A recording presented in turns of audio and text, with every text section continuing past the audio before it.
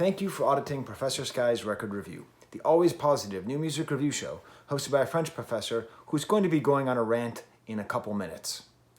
I'm going to be reviewing the album Orca by Gus Dapperton, and I want to talk a little bit about why I was drawn to this album in the first place. You know, I scan through hundreds of albums every month, and sometimes I know the artist and sometimes I don't, and sometimes I'm drawn in by the artwork. And the artwork of this album cover, of this album that just came out this week, right here, I saw it and I thought, you know, that reminds me a lot of the cover of one of my favorite Smiths compilations, Hatful of Hollow. You see back there an original Rough Trade Cartel poster. I have a collection of Smiths posters. So I saw that and I thought, okay, so it's like a young man, and he's wearing like a, you know, he's wearing that kind of shirt that goes by a name that I don't like to use. A tank top, we'll call it a tank top.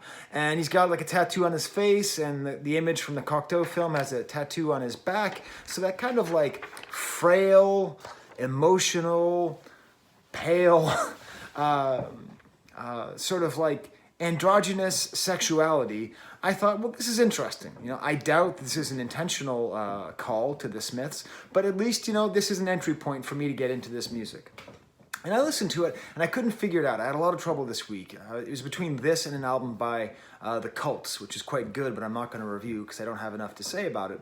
And what ended up getting me to review this album by Gus Dapperton was, in my 5 minutes of research, I just, every once in a while, I look at someone else's reviews. In general, I don't. You know, in general, like I'll never watch a Fantano review before I do mine. You know, I usually watch them after. I like Fantano. And I never read like Pitchfork before I do my review. But I thought, let's just see. Let's just get a reading, you know? Because this is an interesting artist who makes all of his own music in his room and produces everything, and he mostly uses acoustic instruments, and he's emotionally raw, and it seems to me there's a lot of good things in here, and so I thought maybe this will be a Pitchfork darling. But what I read when I clicked on that Pitchfork article made me so unbelievably mad. And it's not even that I think that this album by Gus Dapperton is some impeccable masterpiece. I don't think it is. It's good, and I'll get into why it's good soon. But it was the tone that Pitchfork took. And I don't hate Pitchfork, by the way. I think they're a good service, and I think most of their reviews are good. But sometimes their little pitchforkiness comes out, with their little snarkiness. And the whole Jeff Goldblum, you think, talk about if you could, didn't think if you should, overcomes their writing. And they just say all these things that make you want to scream, shut up, shut up. Let me tell you what they said. This is their review. Why don't I give negative reviews? Because this guy, whoever this guy is, I don't care what he looks like. I don't care what he's like in real life. I don't care if he's on TikTok. I don't care if he streams. He made an album. He put out like 15 minutes of music all by himself, and I'm going to treat him seriously. And I'm sure as hell not going to write something as pretentious and condescending as this. Gus Dapperton, e-boy archetype, bedroom pop artist, post-Tumblr aesthete, TikTok native. He is a mood board, Gen Z personified. Shut up. Just, come on. I get it, you know? I look at this guy and I feel old, okay? I see a young guy who could get out there and get a job, and he put a tattoo on his face? He's wearing earrings. What is that? What's he trying to say by wearing dangly earrings? I get that there's something I don't get here, and that scares me as an old man in his 40s, okay? I see that. But just to dismiss so clearly an entire generation of music and this artist, and cursing this artist for representing this generation, and maybe he does, and I'm going to get into that in my review. But oh my God! And then later on, this is just the most despicable sentence I've ever read. Dapperton looks like Brooklyn to people who have never been to Brooklyn. That is the most Brooklyn sentence I have ever read. Brooklyn is about what people who live in Brooklyn think other people Brooklyn look like. Oh my God. Pitchfork, that is the problem. You're the problem with Brooklyn, not this artist who's actually making music. Anyways, fortunately, on a happier note, now that I'm done with my little Pitchfork rant, but like he is a mood board. I actually had to look up what an e-boy was. I didn't know. You should look it up. It's interesting. I guess that's what he is. I don't know. But the nice thing is, in this review, they did link to an interview from a YouTube channel called Records in My Life, which I recommend you subscribe to. It's excellent. It's some Canadian guy. He interviews artists about what albums they like. And what I discovered was this person wasn't some kind of edgy e-boy whatever. He just sounded like my students, honestly. Like, he's the same age as my students. He just sounded like them, you know, like yeah, like I'm just like making music. Like it was actually kind of funny how unbelievably normal he sounded. But when he talked about his musical influences, they were interesting. You know, like the number one thing he said was Toro y Moi, and I've reviewed them. And maybe some of my problems with Toro y Moi, the sort of insular feeling, the kind of alone feeling, the kind of ambience over form, maybe I get some of that in this album. And then, lo and behold, guess what album he referenced? He referenced Hatful of Hollow by the Smiths. And this is what's interesting. Okay, if you're like a, you know, kind of androgynous or sort of gender bendy kind of 21st century person, I understand that like you talk about the Smiths and you sort of focus on Morrissey and his persona. But what he said about the Smiths indicates to me that he is probably even a better musician than this album lets on. He highlights the fact that the Smiths have an effortless quality to their music. And I think that's true. And I've never heard anybody, and I've read a lot of books about the Smiths and have a lot of friends who are huge fans of the Smiths, put it in that exact way. So here we go. We had this great interview, and in this interview, he explains that the entire album can be explained by one song, and that's the song I'm going to focus on. But what's interesting is he said this is a concept album. Okay, it doesn't feel like a concept album. And with the name Orca, an orca is a black and white animal, and this is a very colorful looking person. So what's the theme? Apparently this is the theme of the album, according to him. And again, I would just like you to put you in that mindset of trying to dismiss an artist who is trying to make good art. This is an album about the ability to be hurt and the ability to heal from being hurt. I listen to a lot of music. I've never heard an album that is based on the theme of the ability to heal from being hurt. The meaning of healing. That's quite interesting to me. I sort of wanted to dismiss this guy as looking kind of emo, hot topic, whatever. But this isn't just about like, I feel bad. It's about like, I healed. And what does that mean? I will say that my second impression was I'm like, is this just going to be another Oliver Tree? You know, Oliver Tree has a bowl cut, just like this guy's a bowl cut, and the hair and the bright colors. And if you actually go to Gus Dapperton's website, it's him skateboarding instead of scootering. And the thing is this, is that old people, and I'm including you, Pitchfork writer, who's probably 20 years younger than me, old people just have to understand that music has always been a visual medium. There's always been a component in which it is marketing and displaying yourself and showing off the way that you look and fitting into some kind of archetype of what the youth culture is doing at that moment. It was true in jazz, it was true in rock, it's true in every phase of music. So if the way the young people look now is a way that pops on TikTok or a way that pops on Instagram, then just accept it and don't put it down, you know? Like, don't just say, like, the members of the Grateful Dead look like they could be the personification of the Haight-Ashbury. Like, yeah, congratulations, pal. Like, you figured out that people look like the culture that they come from. Anyways. And I don't know. I don't know about this. I mean, I don't think he sounds like Oliver Tree, but I will say that putting them together does give you an idea of maybe where some of the music culture is going now. The bedroom pop that is getting a little bit more refined. In Oliver Tree's case, it's like him working by himself and then making it sound bigger with like more hip-hop influences and direct pop influences. In this, it feels very much like somebody who's doing bedroom pop, but then exploding it out with almost like kind of like Arcade Fire sort of anthemic feelings, you know? So I think there's something happening here where bedroom pop and bedroom rock is learning to expand. And we're at sort of a rough phase here. I don't think the Orca album is completely successful in doing this. But it's a good attempt, and it's highly listenable. And let's get into the album while we're here. The lyrics in general, my main problem with the album is I don't always hear the lyrics. Often the album is so atmospheric, maybe again that Toro y Moi influence, that it can be hard to distinguish like what is he actually saying. At times it feels like it's not a mood board, but an album that can help you set your mood. The vocals, I can't figure out what I think. At times they're annoying, but sort of endearingly annoying.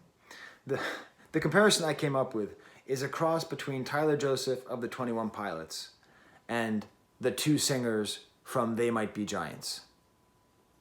Now, I doubt this guy is a They Might Be Giants fan, but that kind of like really annoying nasal, and at times, like in the song Antidote, even kind of SpongeBob sounding, but like in a good way. If someone could sing like SpongeBob in a good way, Gus Dapperton has done that. Gus Dapperton, by the way, is not his real name. That's a pseudonym. Why did he pick such a goofy name? I don't know, but I like it. Gus Dapperton. The musicianship is solid, although never flashy. He's not a virtuoso in anything that he does, but the drums are good, the bass is good, the keyboard's good, piano, all of it's good. In general, it's all in service to the song, and in particular, like in the production, it's fairly even. There's not a lot of dynamics. I wouldn't mind some more dynamics, but when there are dynamics, it's like kind of quiet to kind of loud, as opposed to quiet to loud. But really, it's a very atmospheric album above everything else. So let's take him at his word. Let's take Gus at his word and listen to the track and focus on the track that he says is the whole album personified, Medicine. It's based on a simple looped piano, which actually reminds me a little bit almost of like Satisfaction by the Rolling Stones, like dun, dun, dun, dun, dun, dun, dun, dun, dun, dun, dun, dun. It's almost like an inverted Satisfaction. The voice is kind of refrained and moving. After the first verse, after the first chorus, it hits this really interesting sour note and modulates slightly. It's kind of like grand and intimate at the same time, if that makes sense. So like it isn't trying to fill a stadium and get people going, oh, but it's meant to make you do that in your bedroom, I think. And has a really nice instrumental outro that mercifully ends very quick. Now what I'm going to do is I'm going to play you a little bit of this song. I'm going to play you going from the chorus into the third verse. What's preceded is maybe my favorite lyrics in the album. It's okay, take your time, our restraints are still aligned. We are the product of a crowded youth. Although I'm vain and full of pride, strictly cavalier inside, I'd scratch all that I'm amounted to. Kind of vague, kind of unclear, but a lot of the sense of malaise, sadness in his youth, sadness in his mental state, and just kind of nice turns of phrase, like the product of a crowded youth and strictly cavalier inside. Like, I don't really know what that means, but it's saying something and I like it. And then at the end of the chorus, his thesis of the whole album, every time they try to fix me up, I get addicted to the medicine. And I don't think this is medicine in like a tired, like medicine is drugs. I think it's just healing. It seems to be an album about being hooked on healing, which I guess would mean that you'd have to constantly put yourself in a position of hurting. Okay, let's listen to a little bit to give you a sense of what Gus Dapperton sounds like. Don't take my word for it.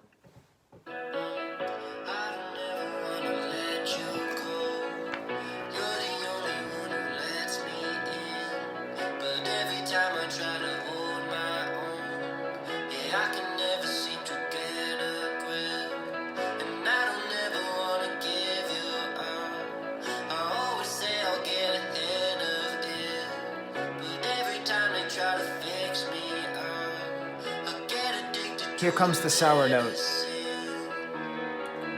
nice, right? And then here's where it builds up with some of that dynamics I'm talking about. The voice gets a little bit louder, layered on with some guitar, and then the voice starts doing the like a lot stronger, a lot less whispery. Oh man, I'm getting so copyright striked.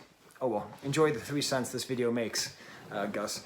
So, and it's a very emotionally powerful ending, and the whole song has that great range. Well, not a great range. Like he doesn't have a low floor nor a high ceiling in terms of his emotional range. So he kind of goes from like kind of sad to kind of excited, in there, but that's his full range. For the rest of the album, I'll go over it briefly. The album begins with a track called Bottle Opener, which has kind of this like chorus to start off. It's kind of catchy, but then gets super personal. And I would say musically, that's what the whole album is. It's kind of a cross between sort of aspirationally catchy anthems and still personal, I'm in my bedroom, I'm alone in my bedroom, oh my God, am I alone in my bedroom songs. First Aid has a nice kind of dour guitar playing. The drumming, I don't know if it's him drumming or maybe someone else. I think he maybe has someone help him too. Kind of riding the crash cymbal, it's really quite nice. It gets kind of aggravating as it g's harder, but this is the kind of thing where I imagine, wait, that reflection is terrible. I imagine that the repeated listening would make that less annoying, but I don't know. Posthumous is a very nice kind of gentle guitar song, kind of like nasally voice here. But when the drums come in, it's really cool. And the bass, the bridge is really strong because he adds a voice into it. And this is where we start to see a lot more adding of voices.